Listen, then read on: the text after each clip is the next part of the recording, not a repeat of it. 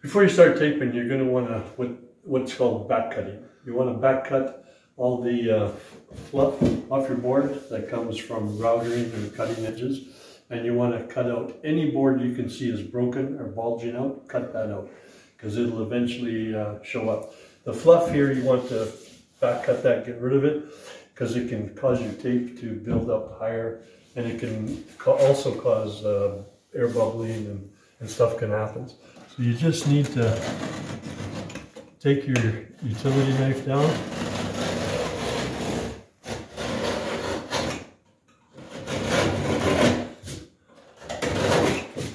And shave it down just a little bit.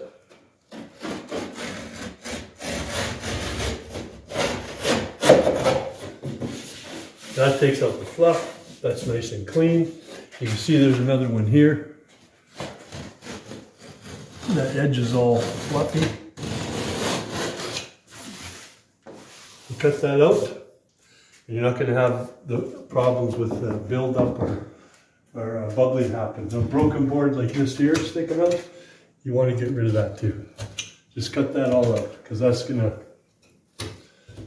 if you just push that back up and then cover over it, there's nothing bonding it in there, and it'll eventually float back out. Once you finish your back cutting, you're going to want to pre-fill. I always pre-fill with a hardener in my mud, or just with a straight hardener. You can get a product, sheetrock 20, sheetrock 45. 45 is probably good for non-professionals, but you can throw it into your mud or do it directly, but it doesn't shrink, it bonds tighter, better. It's a little better thing to pre-fill with. However, you can pre-fill with mud directly out of your box, and you're just filling up that crack with some mud before you put your tape over it, because one of the problems with just taping over top of a cut like that is you end up with the airspace between your tape and the wall. There's air behind there. That tape eventually moves. Thermodynamics is going to make sure that it eventually shows up. So run your knife on the side and just make sure that you have filled up your joint.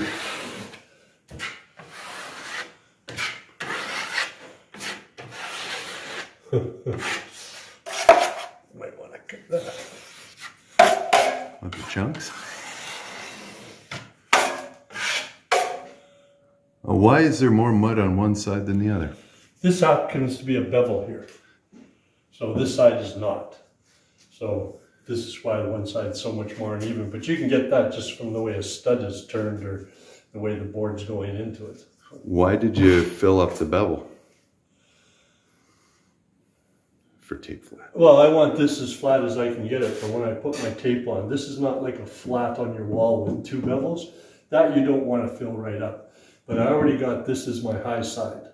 So I have to fill it, just to pass this side already.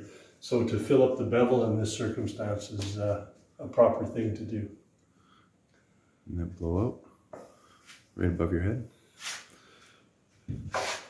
Yeah. Just stuff the mud in there good, and then you can kind of press these little bit of a fray you got, press those back into the hole. That doesn't need a tape, but it'll need another coat or two.